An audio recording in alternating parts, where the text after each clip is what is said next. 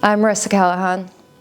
I'm 39 years of age. I'm a mother, a wife, a daughter, a teammate, a friend. I've played for Northern Ireland 91 times. But all good things must come to an end.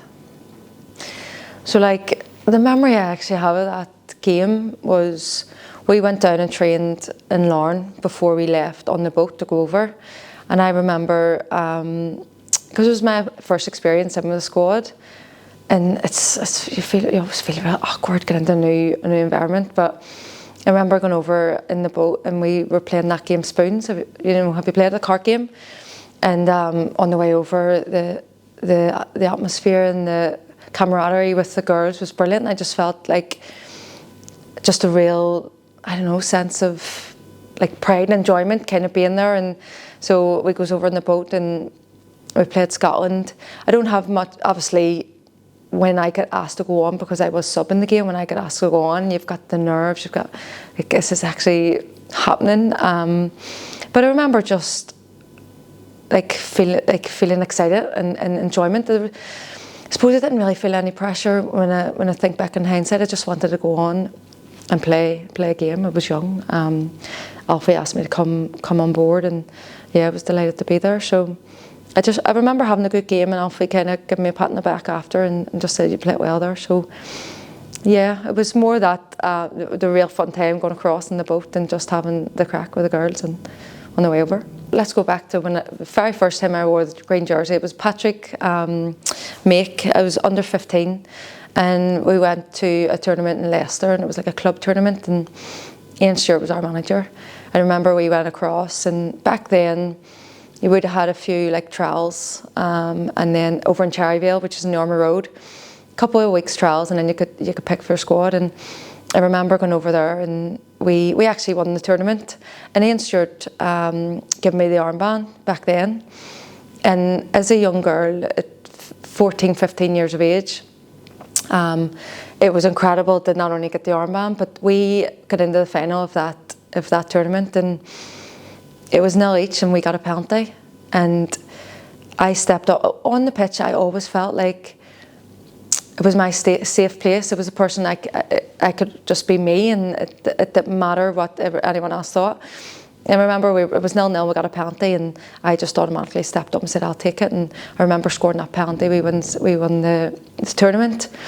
And that tournament, I always think back to that, because for me, coming away from that tournament, I grew as a person so much in terms of confidence, and it's especially in that real young, awkward age when you're going through puberty, and you're trying to figure out who you are, and just being in that environment with all your friends and meeting new people, the likes of Sarah Mack, Ashley Hutton, Julie, Martine Parr, Louise Irvine, all these players who I grew up, who are still my real close friends. We all experienced that together at such a young age, and it really helped, as a teenager. And then you kind of fast forward on to being an adult, and whenever I was 18, I got an opportunity to go away to America. At that stage, there was no senior women's team, so getting an opportunity to play in America, study, play professional was massive. So I took it and I went to America.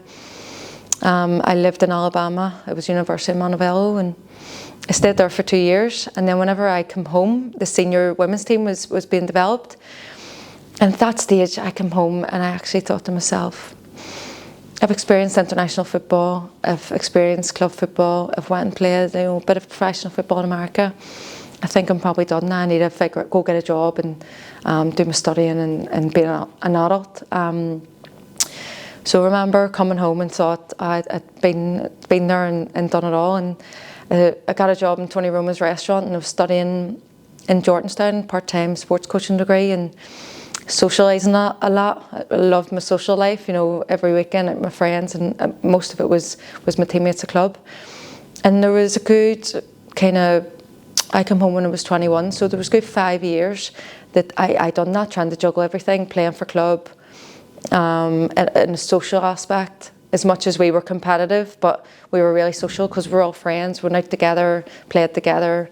I worked full time, and I also studied, and it wasn't until I was 27 that I got back into the international team, and Alfie Wiley was always at me to come and go to training and get in with the squad. But for some reason in those years, my focus was just really about like socialising and I suppose developing those skills for later life, because being a professional footballer wasn't a thing, and you didn't get paid to play, and you know, we all had our bills and I had to work, so I could never commit to international football. But anyway, I was 27, had a conversation with Alfie Wiley in the old offices, and we had a conversation, and he was like, Marissa, the World Cup qualifiers are starting. I really want you to come along, you know, massive opportunity. You're 27, if you don't take this now, like you're never going to get a chance. And I remember leaving the office being like, he's right, I'm going to regret this if I don't step up and take this opportunity. And I went home and spoke to Paula and spoke to my family, and I was actually only started going out with Paula at the time, so I think a wee part of it was kind of trying to impress her, because she loved football, like she was football mad. And that Sunday I went to training, and oh my God, like thank God I done that. Like when I think back to then and now, like I suppose the journey I've been on since then has been just sort of incredible. I remember when Alfie called me into the room to say I wanted to lead the team. Ashley Hutton was the captain for years, and just due to she got a new job and she had to kind of step away for a year, and he needed someone new. And I remember him calling me in the office and basically saying I wanted to be the next captain. And honest to God, I couldn't believe the words coming out of his mouth. I couldn't understand it. And the first thing I thought to myself was, can I do this? Like, am I going to be good enough to do this, lead this team? Like, and I suppose for me asking that question, I didn't kind of know what my strengths were as a leader. So I obviously accepted, because you don't turn anything like that down. And I remember my first game, funny enough, it was in Cliftonville's ground at Solitude, and we were playing Georgia.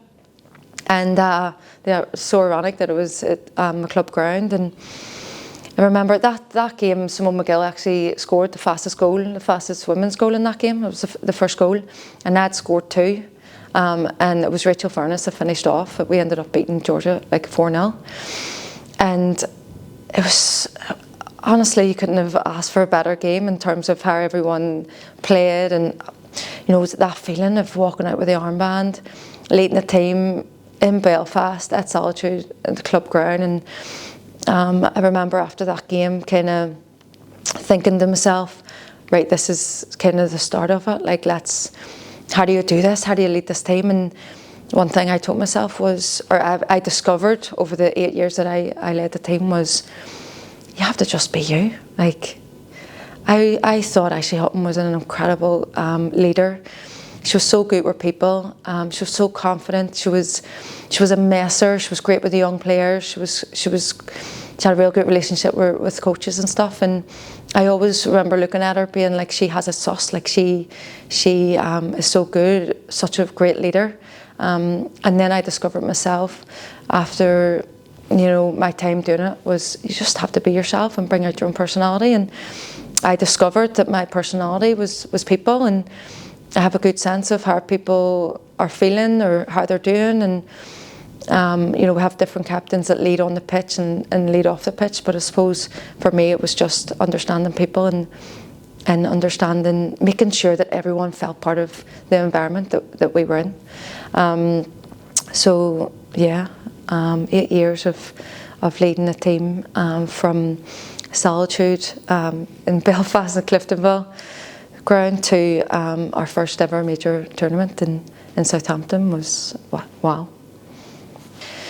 Yeah, like Demi Fans, Nadine Cotwell, like Waiter, Kirsty McGuinness, like we've formed a friendship the last kind of 10 years that I know live for me for the rest of my days. And when you're in camp, and every player, even young and old, when you speak about going into camp, like you go in and you're with each other for a full 10 days, and you go through so many experiences, obviously on and off, but I can honestly say, see the hearty laughs that you share in those experiences, and the highs are up there and the lows are down here, and we've cried together, we've laughed together, we have went through everything together, and no one from the outside knows what that's like unless you're in that environment.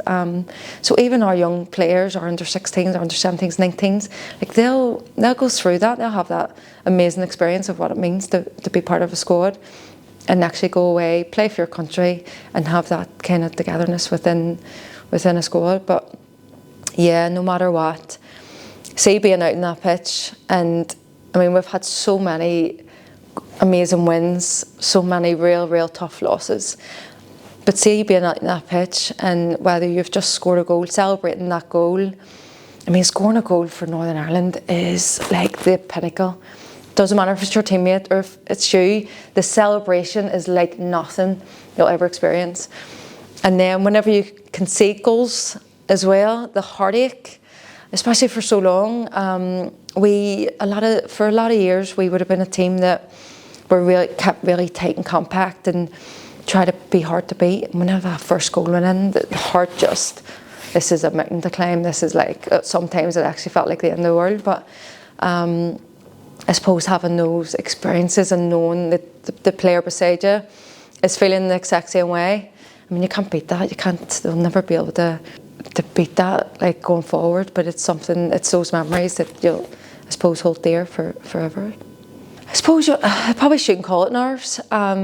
Putting on the green jersey is a feeling that you cannot explain, and it doesn't matter if it's a friendly game, a game at the Euros, a competitive game, it doesn't matter. When you walk out onto that pitch and cross that white line, it's just the feeling of immense pride. Like it's an incredible feeling, and you know, I'm so thankful that I got to do that for 91 times.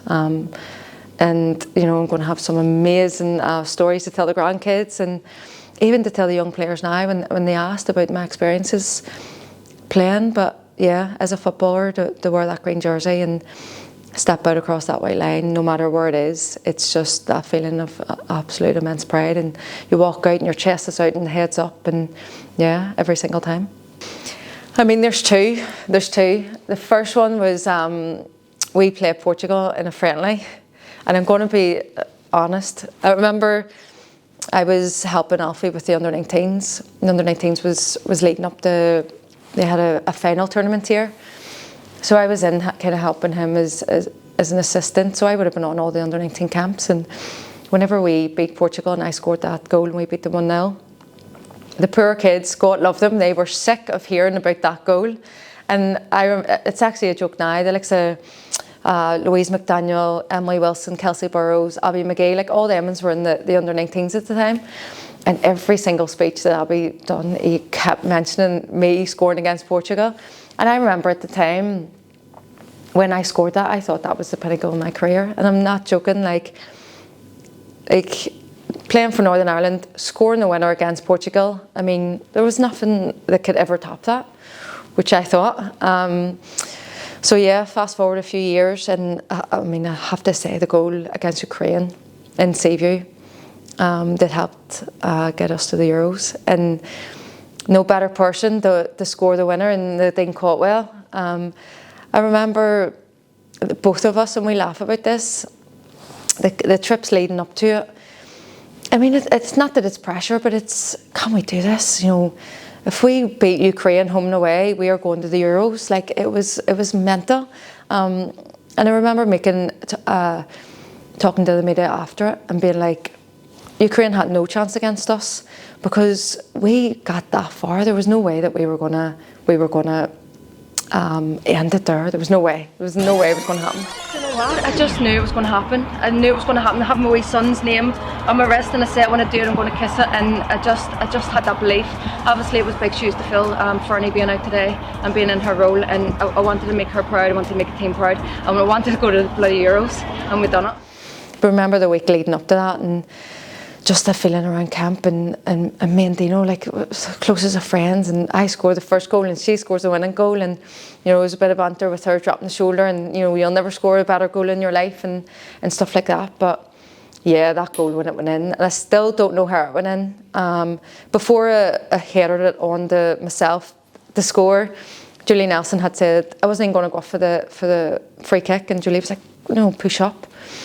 Pushed up, and I don't know, just blink of an eye. It's one of those things I think was just meant to be. It was written in the stars, and yeah, that celebration. And I actually seen a video of it recently, and I remember just like running towards the players like this here, and I went in and I put my head down, and the tears just start streaming down, just being like, this is it, we're going to Euros. So yeah. There's one memory of Southampton that really will stick in my memory forever, and that was the end of the last game against England, and the whole squad went over and celebrated with the Green and White Army, and I just remember, you know, taking that moment in and wishing I could just put it in a bottle and close the lid, and I'd love to just be able to open that feeling up like every now and again. But the fans in Southampton were absolutely amazing. Like, they made it. You know, I just want to thank them so much for being on this journey with me, because, you know, the last kind of 13 years that I've been involved in this, and with this team, you know, our fans have come out through thick and thin. And yes, back in the day there wasn't many, but there were still fans there. And we've got Sean, you know, who went to every single game with us, home and away, and no matter if it was one fan or, you know, thousands of fans here at the stadium. I just want to thank them so much from the bottom of my heart, because you have been amazing, and you have really helped, you know, the players just enjoy the moment and enjoy the atmosphere and enjoy sharing the massive moments. But, you know, there's so many people to thank, from, you know, when I was a little girl at under 15, when Ian Stewart, you know, gave me the armband, and Anne Gurley, when she gave me that phone call to say, get you back to training, there's no way you're stopping playing now. And, you know, Alfie Wiley having that talk in that changing room with me. And I suppose the big person in the last number of years who had a real impact on the person and player that I became towards the end was Kenny Shields. What an absolute amazing person, like, on and off the field. I just don't have enough words to describe how amazing he was. The first time he came in and met the team, and he put the word trust and integrity on the board. And I remember every single player leaving that changing room in Antrim saying, I want to play for that man, I want to play for him. And, you know, the journey we went on as a team those 2 years in our qualifying campaign was nothing short of special, and I know every single player will tell you that. The togetherness that we had as a team and a squad, the belief that Kenny had in us as individuals and as players. Like, I'm a better person because I was coached under him for 2-3 years. I was a better player because I was coached under him for 2-3 years, and, you know, I just want to thank him from the bottom of my heart that thank you for going for that job, and thank you for taking us to the Euros, because we wouldn't have done it if it wasn't for him and his amazing way with people and his amazing way on the pitch. And the last thing I want to say is my teammates, like, especially the last couple of months. Demi Vance, Nadine Cotwell, the two of them have been absolute gems. We've got each other through so much, through the ups and downs, the highs and the lows, and through, again, the last 13 years of playing, every single teammate that I played it with just brought something kind of unique and special to my life. And again, I'm the person I am today because of the experiences and the short moments that I have with every teammate. And, you know, the last thing I want to mention is, you know, all the trailblazers that came before us. You know, the Natalie Thompsons that played 1988 to 2000, the Sarah Booths who fought in the association to get the senior team started again. Gail Redmond, who led the team and led the clubs to make sure that every single young girl in Northern Ireland had a match to play for their club. And now the likes of, Laura Moore, Angela Platt and everyone else who's really, really taking the game to the next level. And I just want to say a massive good luck to Simone and all the players now in our squad. And I can't wait to see where the next 5 years lead and the future leads. And I'll be there cheering every single one of them on. As a player, I have achieved more than I could ever imagine. As a person as well, and as a coach, when I was younger, football done so much for me. I'm in the job that I'm in. I've got the incredible career that I had in football. I'm me because of football. I met my wife through football. I've been lucky enough to be involved with an amazing club in Cliftonville from I was 13. So it's 27 years with the same club. But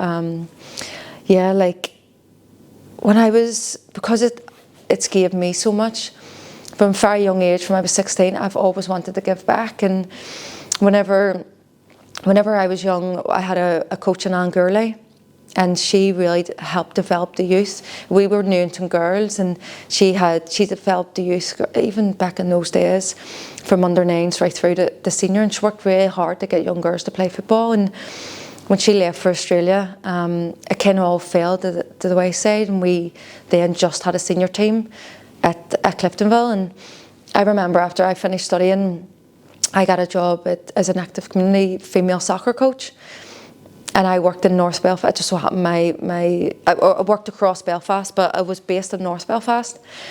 And through my job, I was able to do a lot of school stuff, and I decided it would actually be a real good opportunity to get the community involved in this. So I set up an after schools programme at the Waterworks, and because of my connection within the schools, I was able to get in contact with the schools and invite the kids up. And I remember the first week I had 3 kids, 3 girls, but I was really genuinely my passion was just to give young girls, in an area like North Belfast. I grew up in West Belfast, but it's the same thing.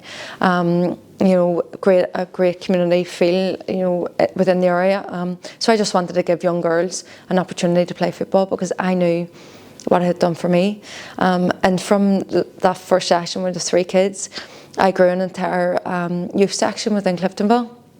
And I spent over 10 years building and developing that. And I coached from under 9s right through the under 19s, and players like Faye Morgan, who has been involved in the international setup, players that are starting to come into our senior team at Cliftonville, young Katie Markey, Aisleen. I've coached, everywhere I go, people say, oh, you coached me when you were younger, you coached me when you were younger. So I think I was lucky enough as a young coach, being able to develop young players and give them the opportunity. I had to stop about 4 years ago when Kenny came in terms of the coaching side of it, because I wanted to fully focus on playing and being the best player I could be for Northern Ireland and club. So I think it was the best decision that I made. Not only that, the big decision was made that I had to step away as coach because our Quinn was born, and it was in 2019, and obviously I couldn't be out every night coaching the kids, but they fully understood. So I stepped away from it and knew that I had to take time to be a mother as well. But at that time, I was able to then develop myself as a player and fully focus on playing for Northern Ireland and Cliftonville. But yeah, I think my journey from under 15 right through to now has been more than I could ever imagine. I don't think I'll actually realise what I've done until, I don't know, a step away here and just really reflect on it. But the thing I'm most proud of is I give it everything. Playing for Northern Ireland, I give it everything. That's a good question. I've asked myself that numerous times in the last couple of months. But I feel like I'm in a good place. I feel like I'm starting to plan for a future. I know I have real good attributes in terms of with people, and because my full focus was on playing, I've now to shift and say, okay, how can I get the best of me? I know my passion is inspiring young players. I know I love coaching, and I know I'm good with people. So we'll see. And I discovered this week that I really do enjoy managing events. So to answer your question, I don't know exactly, but what I do know is I'll continue to coach young players because I just feel like I have so much to give them on the pitch, off the pitch. I think my experience, I just want to share my experience with people, and if there's anything, any advice or knowledge or anything that I could give a young person who wants to play for Northern Ireland, who wants to, reach their full potential, and no matter what it is, I just want to be that little voice in those young players or young people's heads to say, I can do this, I can be this, I can dream big and be who I want to be. And so I'll continue to be the best version of me and be that person for those young players going forward.